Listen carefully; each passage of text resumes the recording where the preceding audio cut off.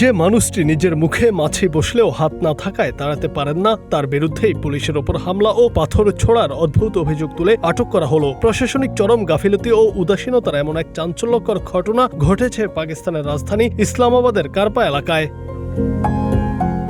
ঘটনার সূত্রপাত পাকিস্তান তেহরিকে ইনসাফের এক রাজনৈতিক সমাবেশ থেকে। সেখান থেকে আলতাফুল্লাহ নামে এক বিশেষ চাহিদা সম্পূর্ণ তরুণকে আটক করে পুলিশ। জন্মগতভাবেই তার দুটি হাত নেই। দৈনন্দিন সাধারণ কোনো কাজও যিনি অপরের সাহায্য ছাড়া করতে পারেন না, তার বিরুদ্ধে অহেতুক মামলা দায়ের করে 3 দিন ধরে আটকে রাখা হয়।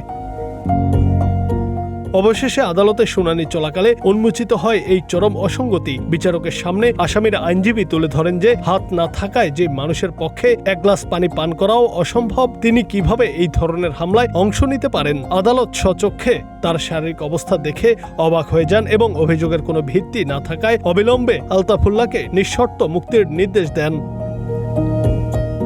সামাজিক মাধ্যমে এই অন্যায্য ঘটনার ভিডিও ছড়িয়ে পড়তেই বিশ্বজুড়ে তীব্র সমালোচনার ঝড় ওঠে। একজন সম্পূর্ণ নিরপরাধ ও শারীরিক প্রতিবন্ধী মানুষকে এভাবে অযৌক্তিক মামলায় জড়ানোর ঘটনায় প্রশাসনিক জবাবদিহিতা ও দায়িত্বজ্ঞানহীন কর্মকর্তাদের বিরুদ্ধে ব্যবস্থা নেওয়ার জোর দাবি তুলেছেন নেটিজেনরা। Junaid Ahmed, Green TV digital.